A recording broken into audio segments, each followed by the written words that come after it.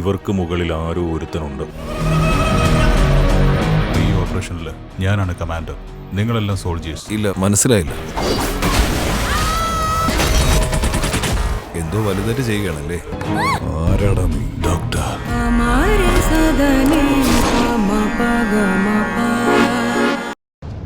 കാവ്യ, എന്താ? Please relax. അമ്മ ഇപ്പോ നിനക്ക് കാപ്പിയായിട്ട് വരും. എന്നെ ആരും കാപ്പി കുടിപ്പിക്കാനൊന്നും വരണ്ട. കാവ്യ, നീ ഒന്ന് കൂളാവ്. ഈ രീതിയിൽ അമ്മയോട് റിയാക്ട് ചെയ്യരുത്. അമ്മ കൊണ്ടുവരുന്ന കാപ്പി കുടിച്ചിട്ട് നീ ഒന്ന് റിലാക്സ് ചെയ്യ. ബാക്കിയെല്ലാം നമുക്ക് പിന്നീട് സംസാരിക്കാം. ഞാൻ ഇപ്പോഴേ കാപ്പി കുടിക്കാനുള്ള മൂഡിലല്ല. ദയവ് ചെയ്ത് നിങ്ങളുടെ അമ്മയോട് എന്നെ ഒന്ന് ഇറിറ്റേറ്റ് ചെയ്യാതിരിക്കാൻ പറ. ഇല്ലെങ്കിൽ ഞാൻ എങ്ങനെ റിയാക്ട് ചെയ്യുമെന്ന് എനിക്ക് എന്നെ പറയാൻ പറ്റില്ല. കാവ്യ പ്ലീസ്, ഇപ്പൊ ഞാൻ പറയുന്നൊന്ന് കേൾക്ക്. ആദ്യമായിട്ട് പറയുന്നതനുസരിക്കാൻ ഞാൻ നിങ്ങളുടെ ആരാ? എന്റെ കഴുത്തിലിരിക്കുന്ന ഈ താലിയുടെ അധികാരത്തില് നിങ്ങളും എന്നെ ഭരിക്കാൻ വരിക? അയ്യോ, അങ്ങനെയൊന്നും അല്ല. ഒരേ സ്ഥാപനത്തിൽ വർക്ക് ചെയ്യുന്ന ഒരാളെന്ന സ്വാതന്ത്ര്യത്തിൽ പറയുക. അങ്ങനെ കരുതിയാ മതി. അത്രയേ കരുതൂ. ഞാനും അത്രേ കരുതുന്നുള്ളൂ. ഇപ്പൊ കാവ്യ എടുത്തു ചാടി ഒന്നും പറയരുത്. അമ്മ ഇപ്പോ വലിയ സന്തോഷത്തിലാ. നിന്നോടുള്ള സ്നേഹം കൊണ്ട് മാത്രമാ നിനക്ക് കാപ്പിയുമായിട്ട് വരുന്നത്. ആ സന്തോഷം നിന്റെ വാക്കുകൾ കൊണ്ട് നശിപ്പിക്കരുത്. എന്നുവെച്ചാ നിങ്ങളുടെ അമ്മയുടെയും വീട്ടുകാരുടെയും സന്തോഷങ്ങൾക്കും താല്പര്യങ്ങൾക്കും ഒരു തടസ്സവും ഉണ്ടാവരുത് എന്നല്ലേ നിങ്ങൾ പറഞ്ഞു വരുന്നത്?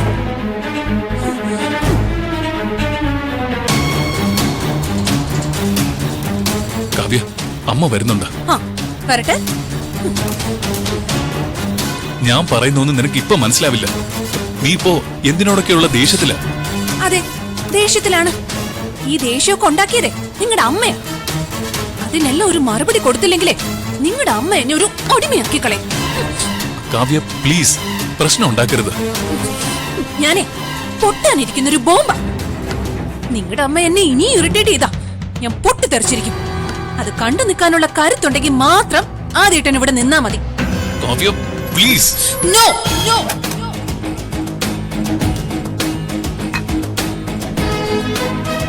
നോ നോ, ഞാൻ ഇതിന് കൂട്ടു നിൽക്കില്ല.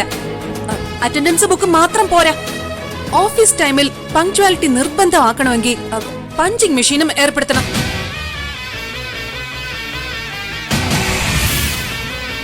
ആദർശ്, കാവ്യയുടെ ആ സജഷൻ കൊള്ളാം. ഞാനും നമ്മുടെ സ്റ്റാഫിനു വേണ്ടി പഞ്ചിങ് മെഷീൻ വെക്കണമെന്ന് ആലോചിച്ചതാ. മോളെ, good suggestion. Thank you madam. Madam? വീട്ടിൽ ആന്റി, ഓഫീസിൽ മാഡം.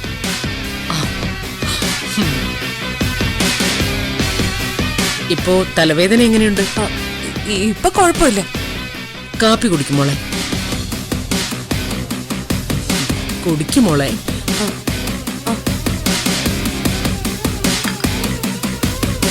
Thank you.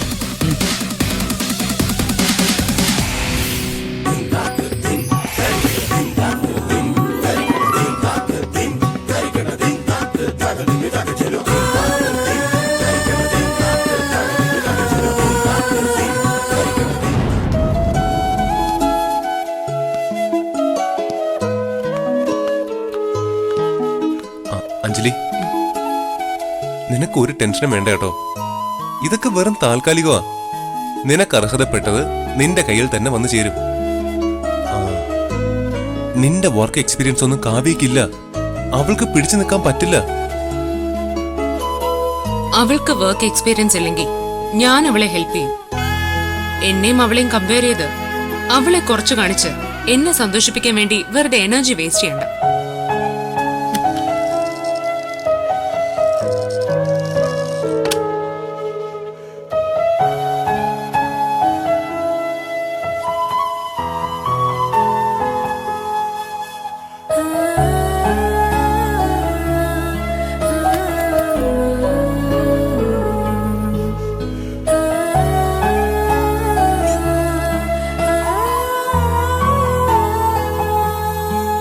നീയും ഞാനും ഒന്നാണെന്ന് പറഞ്ഞതൊക്കെ വെറുതെ.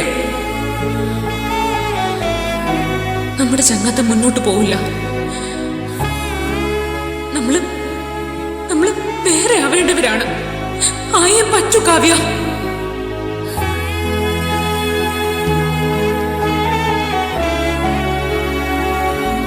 അഞ്ജലി, ഇത് ശ്രേയ. ഹായ്. ഹായ്.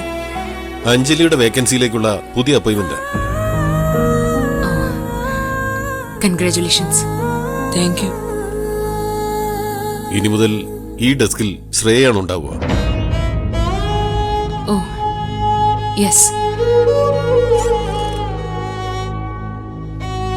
സോറി, ഞാൻ വർക്ക് ചെയ്ത് വെച്ച 1-2 പേപ്പേഴ്സ് ഇവിടെ ഉണ്ട്. ഞാനൊന്ന് എടുത്തോട്ടെ. Okay.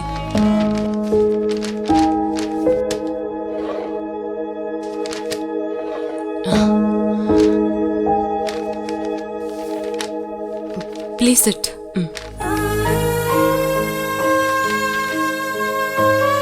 All the best. Thank U.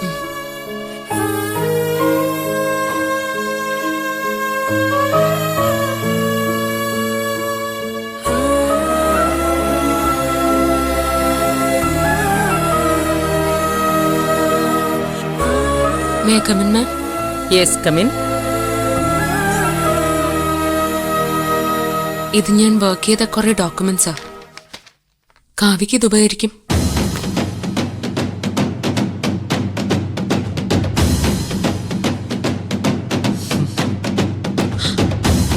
പുതിയ പ്രോജക്റ്റിന്റെ ഫസ്റ്റ് ഡ്രാഫ്റ്റ് ഇതാ. ഇതൊന്ന് സ്റ്റഡി ചെയ്താ കാവ്യക്ക് ഇത് വലിയ ഹെൽപ്പാവും. കാവ്യക്ക് മറ്റാരുടെയും റെഫറൻസ് വേണ്ട. അവള് സ്വന്തമായിട്ട് ചെയ്യട്ടെ. ഓഫീസ് ഡ്യൂട്ടി കഴിഞ്ഞില്ലേ, ഇനി വീട്ടിലേക്ക് പൊയ്ക്കൂടെ? അവിടെയല്ലേ അഞ്ജലിയുടെ ജോലി. ലേറ്റ് ആവണ്ട, പെട്ടെന്ന് വീട്ടിലേക്ക് പൊയ്ക്കോളൂ.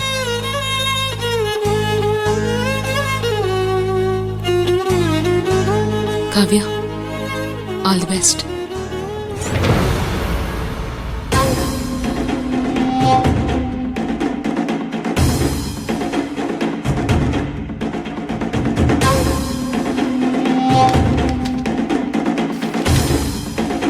നിന്റെ ഒരു റെഫറൻസും കാവ്യക്കിനി വേണ്ട. കാവ്യ ഇനി മുതൽ നിന്റെ കൂട്ടില്ലാതെ സ്വന്തം മേൽവിലാസത്തിൽ നിൽക്കും.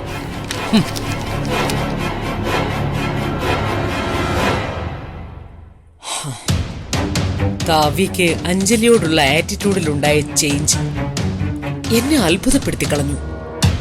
കാവ്യ അവളെ മൈൻഡ് ചെയ്തതേയില്ല. ഹോ, രണ്ടാളും തമ്മിൽ പിണങ്ങിയതോടെ ഇത്തിരി ആശ്വാസമായി. രണ്ടാളും ഒന്നിച്ചു നിന്നാൽ നമുക്ക് ഒന്നും ചെയ്യാൻ കഴിയില്ല. രണ്ടാളും തമ്മില് അത്രയ്ക്കും മാനസിക ഐക്യോ അതേതായാലും ഇനിയുണ്ടാവില്ല.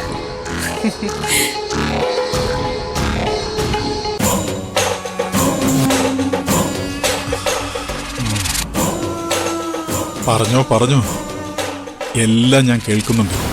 ഞാനും നീയും തലകുത്തി മറിഞ്ഞിട്ടും കാവ്യയ്ക്ക് വേണ്ടി അഞ്ജലിയാ ഭക്ഷണം തയ്യാറാക്കുന്നതെന്ന് കണ്ടുപിടിക്കാൻ കഴിഞ്ഞോ നിനക്ക്? അഞ്ജലി ഓഫീസിൽ നിന്ന് ചാടി വന്ന് എല്ലാവരുടെയും കണ്ണുവെട്ടിച്ച് ഭക്ഷണവും തയ്യാറാക്കി ഓഫീസിൽ തിരിച്ചെത്തിയില്ലേ? അതുകൊണ്ടാ ഞാൻ പറഞ്ഞത്, കാവ്യയും അഞ്ജലിയും ഒന്നിച്ചു നിന്നാൽ നമുക്കൊന്നും ചെയ്യാൻ കഴിയില്ല എന്ന്. രണ്ടാളും കൂടി നമ്മളെ നിരന്തരം ഫൂളാക്കിക്കൊണ്ടിരിക്കും. അതുകൊണ്ട് തന്നെയാ അവരുടെ കൂട്ടുകെട്ട് തകർക്കാൻ ഞാൻ തീരുമാനിച്ചത്. ഓഹോ, അപ്പോ ഇതിനിടയിൽ ഇങ്ങനെ ചില നീക്കങ്ങൾ നടന്നിട്ടുണ്ടല്ലേ? പക്ഷെ അതിനുവേണ്ടി ഞാൻ ഉപയോഗിച്ച തന്ത്രം ഇത്ര പെട്ടെന്നൊന്നും ഫലം കാണുമെന്ന് ഞാൻ വിചാരിച്ചില്ല. അവരുടെ ഫ്രണ്ട്ഷിപ്പിന്റെ കാര്യത്തിൽ ഒരു തീരുമാനമായി. ഇനി വീണ്ടും അവരെ യോജിക്കാൻ പാടില്ല. പിണങ്ങിയവരെ കൂട്ടുകൂടിയാൽ പിന്നെ നമുക്ക് ഒന്നും ചെയ്യാൻ കഴിയില്ല. അതിനൊറ്റ വഴിയുള്ളൊരുക്കോമ്മേ. എങ്ങനെയെങ്കിലും അഞ്ജലിയെ ഈ വീട്ടിൽ നിന്ന് പുറത്താക്കാം. അതിനുള്ള വഴിയെക്കുറിച്ച് നമ്മൾ ചിന്തിക്കണം. എന്തൊക്കെ ഗൂഢാലോചന ഈ വീട്ടിൽ നടക്കുന്നത്! ഇക്കാര്യത്തിൽ ആ തള്ളയുടെയും സുഹാസിനിയുടെ മുന്നിൽ ഞാനൊക്കെ വെറും ശിശു.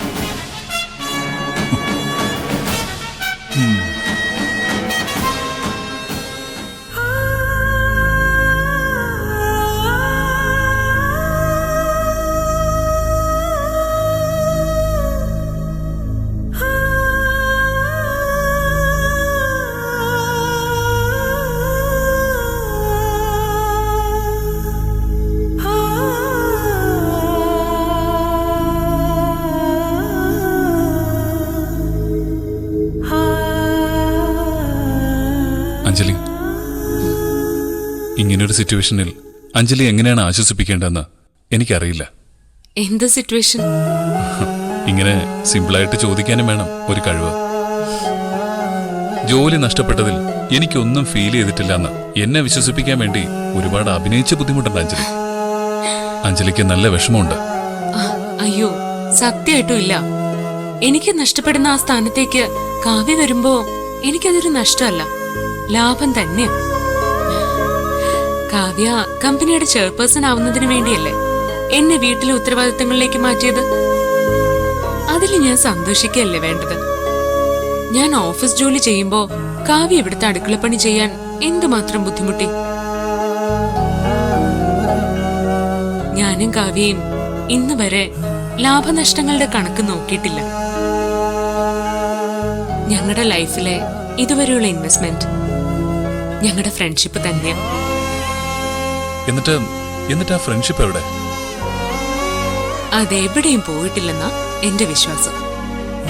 എന്തായാലും കാവ്യ ചെയർപേഴ്സൺ ആയല്ലോ, ഞാൻ അതിൽ ഹാപ്പിയാണ്. അതെ, നേട്ടങ്ങളിൽ ജലസി ഉണ്ടാവുന്ന ഫ്രണ്ട്ഷിപ്പ് അല്ല ഞങ്ങളുടേത്. അഞ്ജലി കാവ്യയെക്കുറിച്ച് മാത്രമാണ് സംസാരിക്കുന്നത്. ഇപ്പോഴും അഞ്ജലിയെക്കുറിച്ച് ഒന്നും പറയുന്നില്ല. ഞാൻ പറഞ്ഞില്ലേ, എനിക്കൊരു നഷ്ടം ഉണ്ടാവുമ്പോ അവളുടെ നേട്ടത്തിൽ അത് കോമ്പൻസേറ്റ് ചെയ്യാൻ എന്റെ മനസ്സിന് കഴിയും. ഇങ്ങനൊരു കൂട്ടുകാരിയെ കിട്ടാൻ ഭാഗ്യം ചെയ്യണം. അവൾ എത്രയും പെട്ടെന്ന് ഓഫീസ് വർക്ക് പഠിക്കണേന്നാ എന്റെ ഇപ്പോഴത്തെ പ്രാർത്ഥന. കാവ്യയുടെ കാര്യം ഓർത്ത് അഞ്ജലി സന്തോഷിക്കുന്നത് പോലെ അഞ്ജലിയുടെ കാര്യത്തില് കാവ്യയ്ക്കും ഉണ്ടാവില്ലേ സങ്കടം? ഉള്ളുകൊണ്ട് അവളും വേദനിക്കുന്നുണ്ടാവും. ദൈവം ഒരു സന്തോഷം തരുമ്പോ അതേ അളവിൽ ബോണസായി സങ്കടവും തരുമല്ലോ. അതേട്ടാ, എനിക്കൊരു റിക്വസ്റ്റേ ഉള്ളൂ. അവളെ പെട്ടെന്ന് ഓഫീസ് വർക്ക് പഠിപ്പിക്കണം. അവളവിടെ തോറ്റുപോകരുത്. ആ, ഇനിയും സംസാരിച്ചു നിന്നല്ലേ വീട്ടുപണിയിൽ ഞാൻ തോറ്റുപോകും. ഞാൻ ചെന്ന് ഫുഡ് എടുത്തു വെക്കട്ടെ.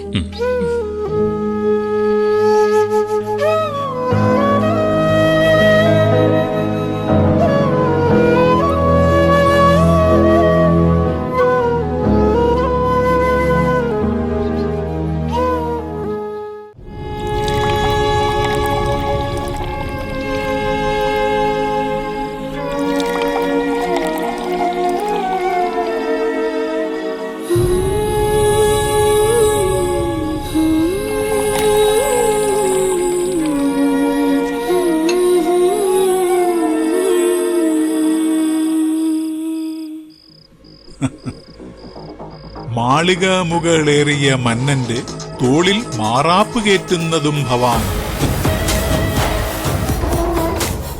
സോറി, ഭവാനല്ല. ഇവിടെ ഭവതികളുടെ മായാവിലാസങ്ങളാണ് എല്ലാവരുടെയും ജീവിതം തകിടം മറിക്കുന്നത്. കണ്ടു കണ്ടങ്ങിരിക്കും ജനങ്ങളെ കണ്ടില്ലെന്നു വരുത്തുന്നതും ഭവാൻ. ആളെ കിഡ്നാപ്പ് ചെയ്ത് ഇല്ലാതാക്കാൻ ശ്രമിച്ച മഹാനെപ്പറ്റി എന്നെ കൊണ്ട് പറയിപ്പിക്കണോ? രണ്ടാളും കൂടി അന്താക്ഷരി നിർത്തിയിട്ട് അത്താഴം കഴിക്കാൻ നോക്ക്. കാവ്യ, നീ ഇരിക്കും.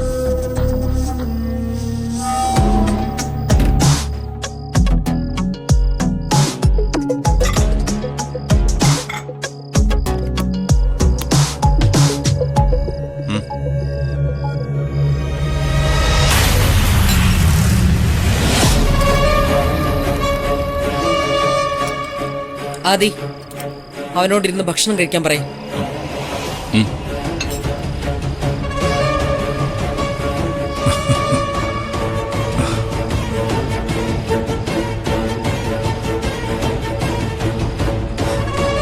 ആദി, നമ്മുടെ പുതിയ പ്രോഡക്റ്റിന്റെ ആഡ് ലോഞ്ചിങ് ഒന്നും ഒഫീഷ്യലായിട്ട് ചെയ്യാൻ പറ്റിയിട്ടില്ല. അത് ഫാമിലിക്ക് മുന്നിൽ പ്രിവ്യൂ ചെയ്യേണ്ടി വന്നത് എനിക്ക് വേണ്ടത്ര കോൺഫിഡൻസ് ഇല്ലാത്തതുകൊണ്ടായിരുന്നു.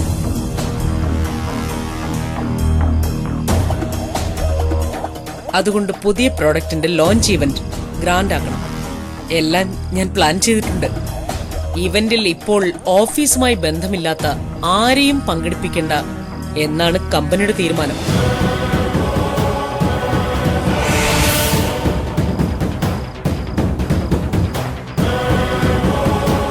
അഞ്ജലി ആ ഇവന്റിൽ പങ്കെടുക്കരുത്, അതല്ല അമ്മയുടെ ഉദ്ദേശം. അതിങ്ങനെ വളച്ചൊടിച്ച് പറയണോ? കമ്പനിയുടെ പുതിയ പ്രോജക്റ്റിനും പുതിയ ആഡിനും വേണ്ടി ഹാർഡ് വർക്ക് ചെയ്തതാ അഞ്ജലി. അഞ്ജലി അവോയ്ഡ് ചെയ്ത് ഒരു ഇവന്റ് നടത്തുന്നത് ശരിയല്ല. ആദി, അവനോട് മിണ്ടാതിരിക്കാൻ പറയും. കമ്പനിയിൽ നിന്ന് പറഞ്ഞു വിട്ടൊരാൾക്ക് വേണ്ടി ഇവനെന്തിനാ ഇങ്ങനെ സംസാരിക്കുന്നത്? അബിക്ക് എന്താ അഭിപ്രായം പറയാനുള്ള അവകാശമില്ലേ? അവൻ ഇതിലൊന്നും അധികാരമില്ലെങ്കിൽ അത് പറ. നിങ്ങളുടെ സംസാരം കേട്ടാൽ അഭി ഈ കുടുംബത്തിലേതേ എല്ലാം തോന്നിപ്പോവും. അതുകൊണ്ട് ചോദിച്ചു പോയതാ. ഇനി ഇതിന്റെ പേരിൽ രണ്ടാളും തമ്മിലൊരു വഴക്ക് വേണ്ട. കമ്പനിയുടെ പുതിയ പ്രോഡക്റ്റിന് പിന്നിൽ അഞ്ജലിയുടെ ഹാർഡ് വർക്ക് ഉണ്ട്. അതുകൊണ്ട് പ്രൊഡക്റ്റ് ലോഞ്ചിങ്ങിന് അഞ്ജലിയെയും പങ്കെടുപ്പിക്കണമെന്ന എന്റെ അഭിപ്രായം.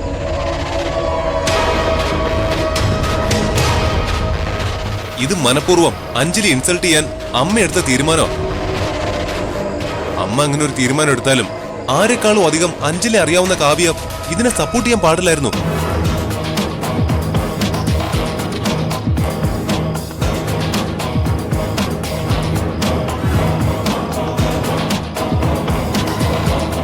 ഇനി കാവ്യയും അഞ്ജലിയും ആരും ചേർത്ത് വായിക്കണ്ട.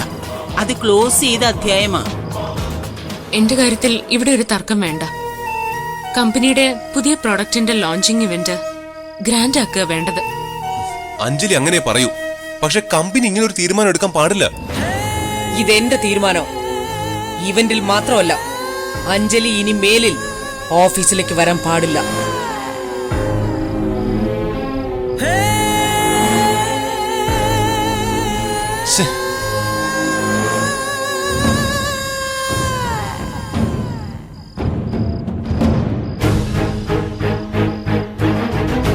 കാവ്യ,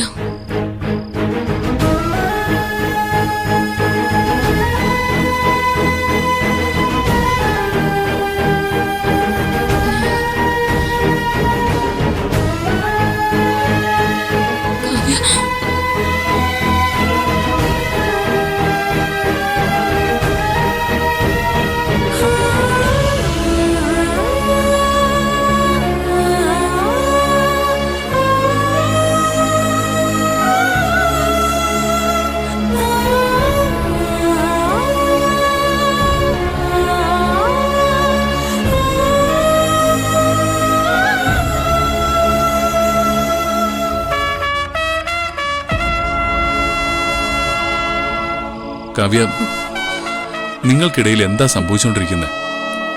നീയും അഞ്ജലിയും തമ്മിലുള്ള ഫ്രണ്ട്ഷിപ്പിൽ അസൂയ തോന്നിപ്പോയ ഒരാളാ ഞാൻ. കൂട്ടുകാരികളാവുമ്പോ ചില നിസ്സാര കാര്യങ്ങളിൽ പോലും പരിഭവിച്ച് മാറി നിന്നു എന്ന് വരും. നിങ്ങളിൽ അതുപോലും കണ്ടിട്ടില്ല.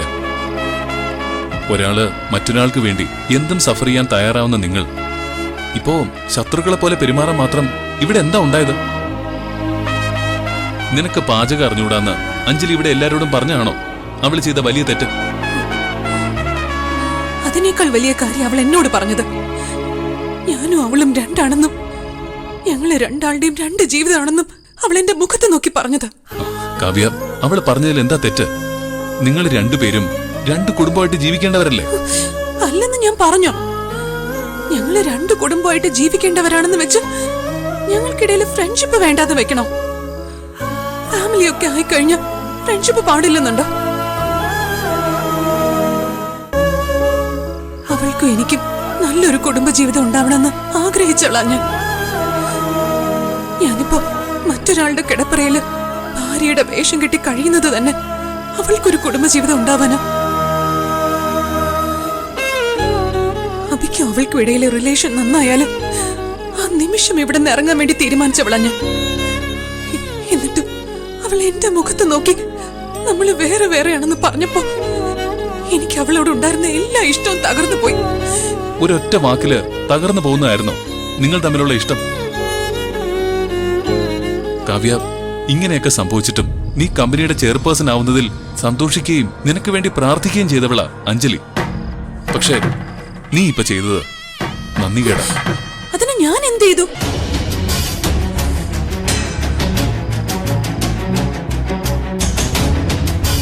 കമ്പനി ലോഞ്ച് ചെയ്യാൻ പോകുന്ന പുതിയ പ്രോജക്റ്റ് അഞ്ജലിയുടെ കൂടെ സ്വപ്നമായിരുന്നു. അതിനുവേണ്ടി അവൾ അനുഭവിച്ച സ്ട്രെസ്സും ഹാർഡ് വർക്കും എത്രയാണെന്ന് കാവ്യക്ക് അറിയില്ലെങ്കിലും അതെനിക്കറിയാം. അതിന്റെ ലോഞ്ചിങ് ഈവന്റിന് അഞ്ജലി വേണ്ടെന്ന് അമ്മ തീരുമാനിച്ചപ്പോ നീ കാണിച്ച മൗനം, അത് നിന്റെ കൂട്ടുകാരിയോടുള്ള ഏറ്റവും വലിയ ക്രൂരതയാണ്. കാവ്യ, നീ ഒരു വാക്ക് പറഞ്ഞിരുന്നെങ്കിൽ അമ്മയുടെ തീരുമാനം മാറ്റുമായിരുന്നു. പക്ഷെ നീ അമ്മയുടെ തീരുമാനത്തിനൊപ്പം നിന്നു. അഞ്ജലിയെ ഒറ്റപ്പെടുത്തി. അവളെ ശത്രുപക്ഷത്ത് നിർത്തി നീ കൂടി ചേർന്ന് അവഹേളിച്ചു. അതെ, ഞാൻ അവളെ അവഹേളിച്ചു, ഒറ്റപ്പെടുത്തി, തെറ്റുകാരിയാക്കി. മതിയല്ലോ, ഇനി എന്തെങ്കിലും പറയാനുണ്ടോ?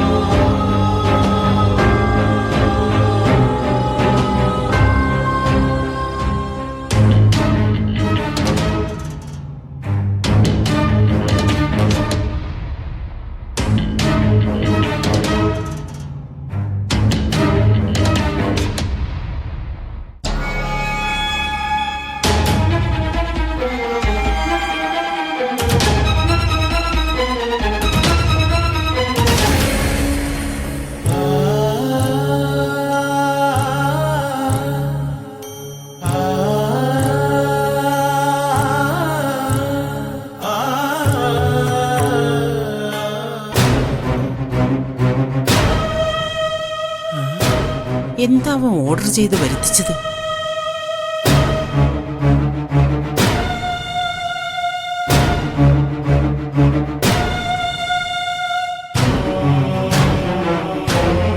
വലിയ സന്തോഷത്തിലാണല്ലോ. എന്തായിരിക്കും അത്?